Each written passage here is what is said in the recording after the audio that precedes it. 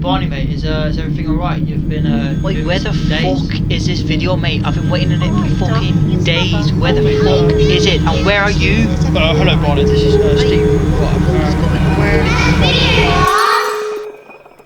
Hi, I'm Barney, and I make films, but for the past few months I haven't made anything.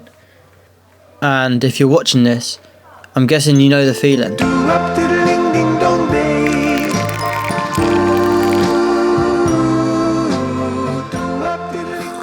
My creative process goes something like this. Three things I wish I knew. I have a big problem. And then a spark. Something catches my eye. Something incredible. This is it. Watch out, Stanley. And then, well, then comes the avalanche. Inspiration pouring out of me like gold. Ideas coming from everything. It was like sniffing glue. Moorish. Absolutely Moorish. And it was all coming together. A script I loved, maybe even some early scenes building together nicely. A lovely filmic grade on my opening shot. But then, well, that's when the good old creative limbo began. Why couldn't I finish any of my ideas? Was I lazy? Was I scared? Was I just fundamentally broken in some weird, unfixable way? Probably not the last one. I mean, definitely not the last one. But I was determined to find an answer. Well, hello. And as it turns out, the answer was pretty simple. It was because of this cocky bastard, Mr. Self-Doubt.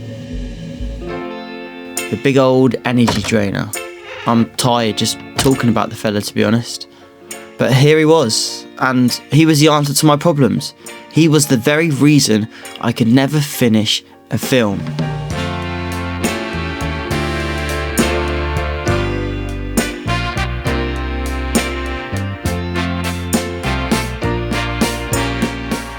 And even though I knew he was a worthless piece of shit, I still cared about what he thought of me and what he thought of my work.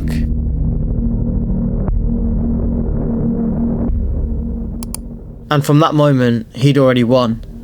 I would sit there for hours taking it all in. Negative reviews for films I've never made. Reasons why that plot twist would never work. Why that character is underdeveloped. How the other idea is basically just a Stanley Kubrick ripoff. The shite colour grade. So, what the fuck do I do to stop this? Oh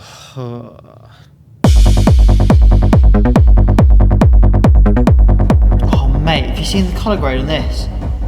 You should copy it. It's way better than yours. Way better. Way better. Step 1. Kill your clone.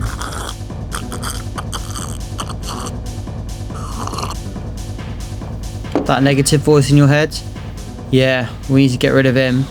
And I know exactly the thing to do.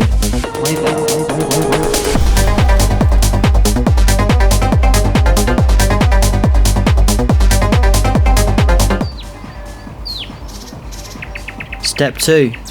Use your next idea as fuel, not a distraction. So, how does one solve the curse of having way too many ideas all the time? Alright, dipshit, how's it going? How does one stop... Dipshit? How does one stop... How does... Can you hear me? How does one stop an idea distracting you from your current project?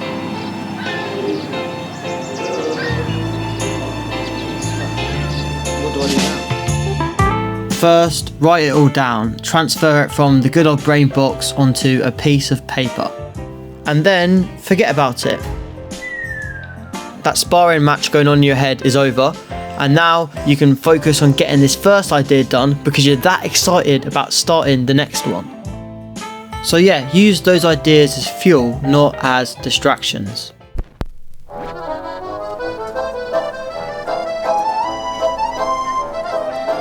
And step 3, fuck being perfect.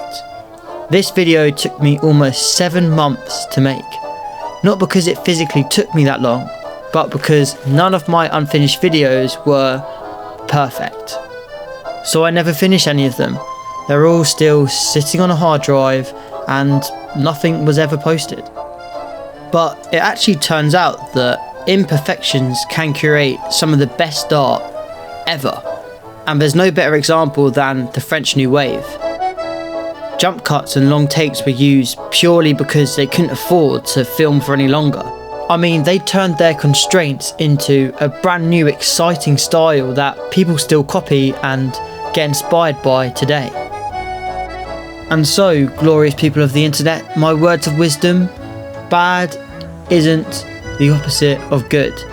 Bad is the beginning of good. So stop listening to that nagging voice in the back of your head, make your stupid ideas, and embrace those weird imperfections.